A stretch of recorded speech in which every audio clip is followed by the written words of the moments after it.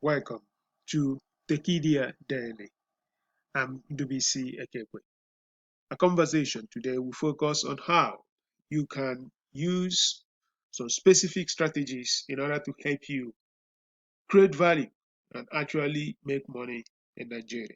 I'll be looking at Carlos Slim and Franklin Templeton.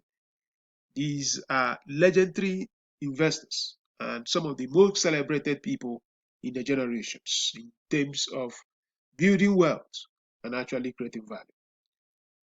In Nigeria today, there is this construct that we all have chaos, we all have challenges, we all have troubles everywhere. You read the press, but I'll tell you something. In that beautiful country, you can actually generate a lot of value. You can actually create a lot of value, and you can actually see alpha. Nigeria is opportunity, and I say this thing because when everyone is fearful, that is the time for valuing the land. And that is the time for those that make sense of things in under meaningful constructs. Everyone will see noise, will see confusion, but you can see value if you can think a little bit deeper. Franklin Templeton started the Franklin Templeton investment around 1947. That was at the ruins of the Second World War. He bought practically every useless stock and said, okay, I'm going to hold them. And somehow some of them are going to appreciate in value. So this man believed in the American people. He believed in the human race. That despite the fact that we have gone through the ruins of war, nations will always bounce back. And truly, nations bounce back. And he created enormous value. Carlos Slim, when Mexico was at the lowest point of his history, the father told him, hey, Carlos, nations don't kaput. Nations don't just collapse. You have to believe in the Mexican people. You have to believe in the spirit of your fellow citizens, that they will build back this country. And Carlos started buying anything within his sight. Believe that one day Mexico will rise. By the time Mexico was up, this man had become a very, very wealthy man.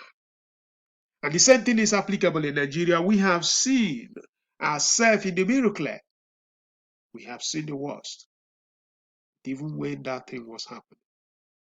If you had had that capacity to make sense of patterns out of that noise coming out from every angle, you could have actually made a lot of money.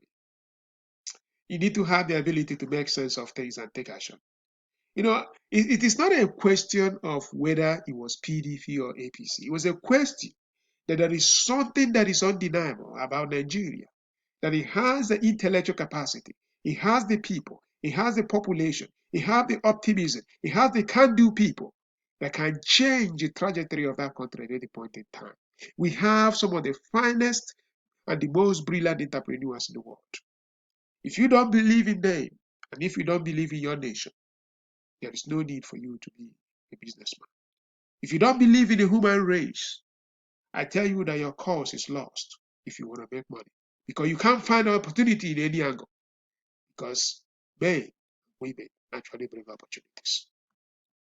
Do you know that in the last 2 years or so, UBA has returned practically 4x. If you have invested when it was 260 kobo, today UBA is roughly about 9 naira. That's it. And that was the same Buhari's administration. That's where this kind of value is coming. It's not just UBA. Look at Access Bank. If you have gone in here, it's getting here now. And if you are a farmer and you are producing rice, government has practically figured out how to make sure that you make money. Government is putting a lot of things in exports, yam, just to make sure people make money. I tell you something, do not be fearful. Nigeria will die. Nigeria will continue to be. It has 180 million people or more. Your challenge is to have that wisdom to know how to play it. Last 2 years, I went back and closed my treasury bills. And I figured out that I can actually play the banking sector. I believe that at the time they have gotten to the lowest point they could be.